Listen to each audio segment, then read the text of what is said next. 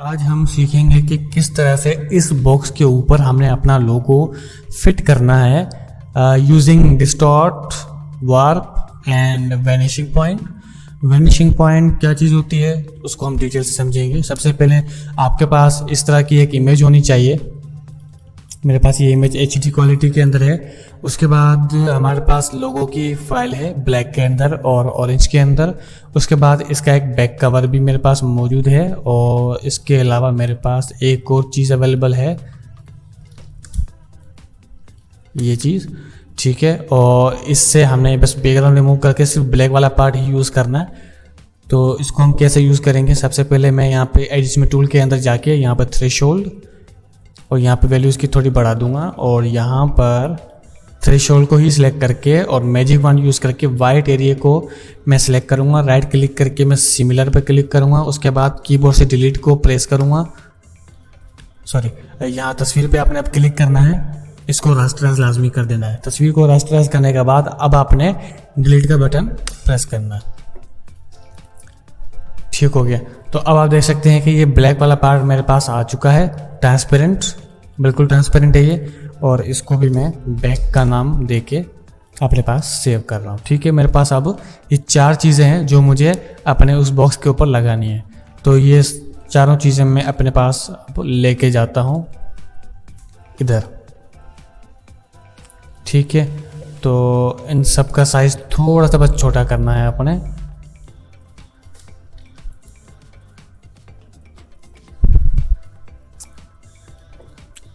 ठीक है, अब मुझे ऑरेंज वाला जो पार्ट है वो इस बॉक्स के ऊपर लगाना है। तो सबसे पहले आप देख लें कि आपकी जो लेयर है वो रास्टराइज, ठीक है, पहले से हुई पड़ी है।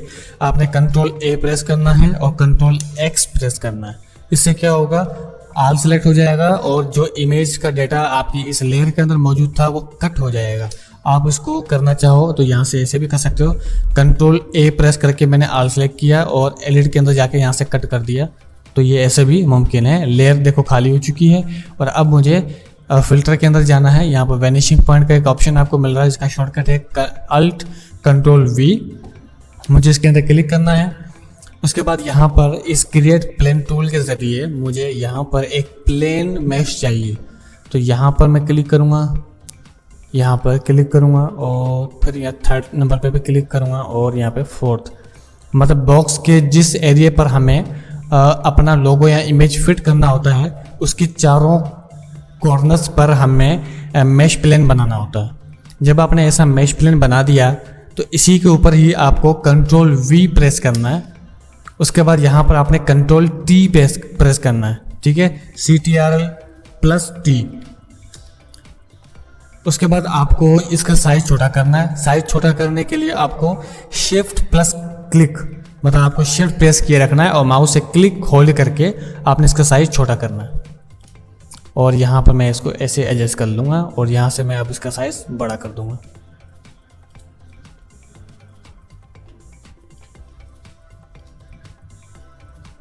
Then hit okay. तो आप क्या देखो, ये लोगो लग चुका है।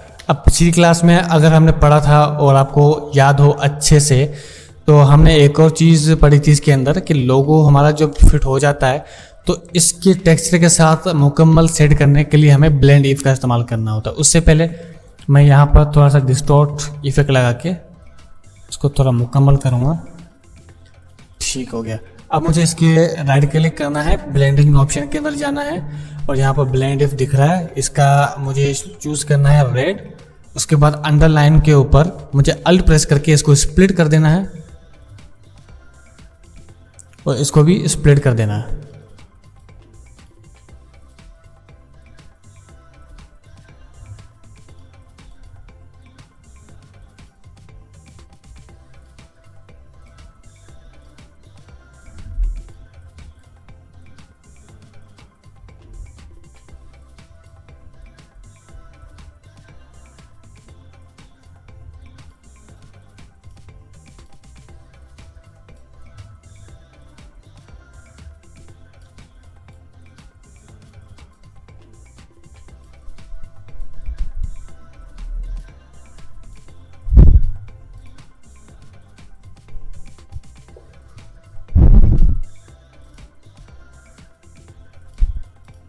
ठीक है, बस आपने इसमें इतना ही चूज करना है। उसके बाद इसी की डुप्लीकेट आपने बनानी है और राइट क्लिक करके क्लियर लेयर स्टाइल आपने कर देना है और इसकी ओपेसिटी हल्की सी कम कर देनी है।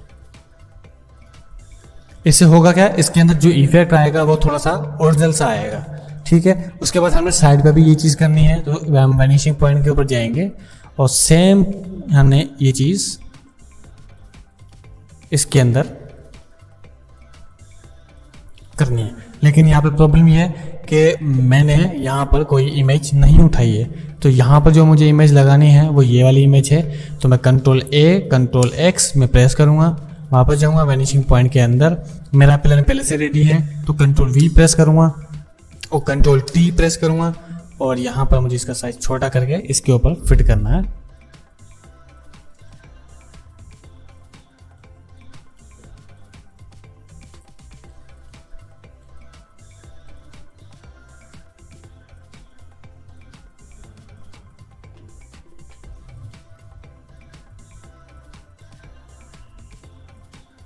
ठीक हो गया, तो ये बिल्कुल परफेक्टली सेट हो चुका है। उसके बाद दोबारा मैश प्लेन पे क्लिक करूँगा और यहाँ पर मुझे ये चीज़ सेट करनी है, इधर इधर फिर इधर और फिर इधर। ठीक है, ये आपने बिल्कुल परफेक्टली सेट करना है। उसके बाद वापस से Ctrl+V आप प्रेस करेंगे, Ctrl+T और यहाँ से मैं इसको खींच रहा हूँ।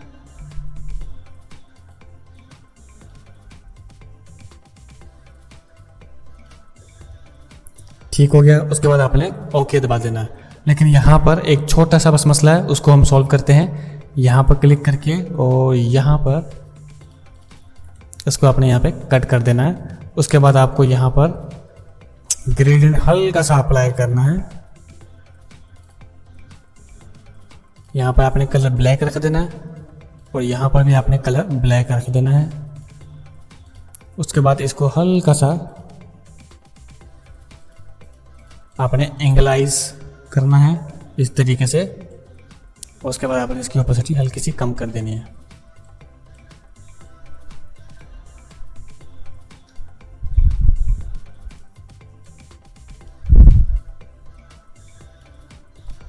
इस तरीके से। उसके बाद इसके ऊपर वही सेम चीज़ हम अप्लाई करेंगे, पर अगर इस कॉपी लेयर और यहाँ पर आके पेस्ट लेयर, उसके बाद दोबारा इसको डुप्लीकेट करेंगे और क्लियर स्टाइल और इसकी ओपेसिटी को हम थोड़ा सा डाउन कर देंगे। सेम चीज़ हमें इसके ऊपर भी करनी है, लेकिन उसके पहले हमें लेयर को रास्टराइज करना है। उसके बाद सेम चीज़ अप्लाई करनी है, डुप्लीकेट बनानी है, क्लियर लेयर स्टाइल करना है। उसके बाद इसकी ओपेसिटी को हल्का सा कम कर देना है ताकि थोड़ा सा इसमें रियल वाला इफेक्ट आ जाए। ठीक है, तो ये चीज़ें हमारी क्लियर हो चुकी हैं। उसके बाद यहाँ पर हमें कुछ सेट करना है, तो उसके लिए हम क्या करेंगे, सबसे पहले इस वाले पार्ट को हम सिलेक्ट करेंगे अपनी इमेज में से इतना सा, और जो एक्स्ट्रा हिस्सा है वो हम ख़त्म कर देंगे।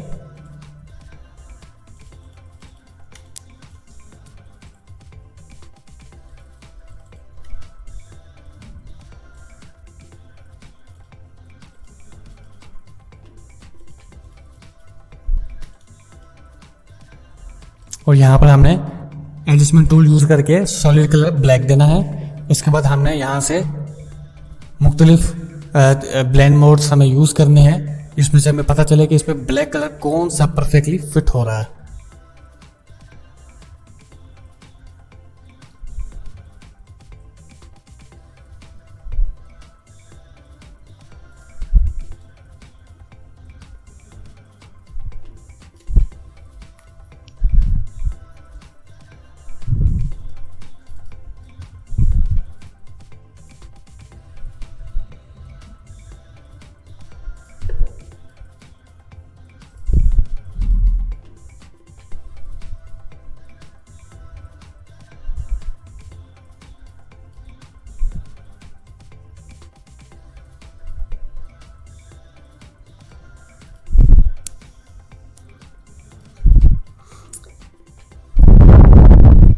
उसके बाद हमें ऊपर वाली लेयर को यहाँ से इस तरीके से सिलेक्ट करना है और यहाँ से हमें इस मास्क लेयर को पकड़ना है और यहाँ पर ब्रश के ज़रिए हमने यहाँ पर ब्लैक कलर चूज़ करके वो हिस्सा माइनस कर देना है अपने इस ब्लैक वाली लेयर के साथ।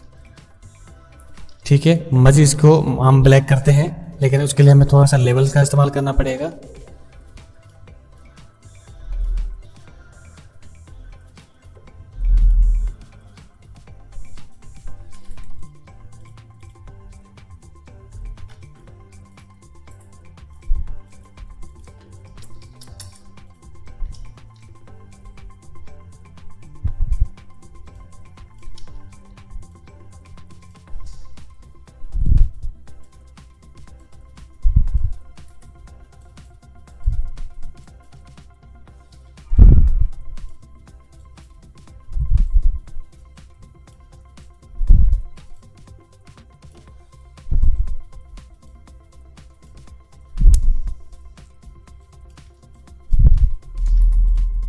ठीक है, तो हमारा ये बॉक्स बिल्कुल परफेक्टली सेट हो चुका है।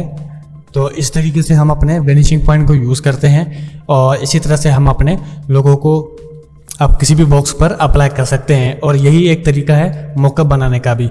तो अगली क्लास में हम मॉकअप बनाना सीखेंगे, जिसमें हम प्रोफेशनल तरीके से डिस्टॉर्ट, वार्प और वेनिशिंग पॉइंट को यूज़ करेंगे। शुक्रिया।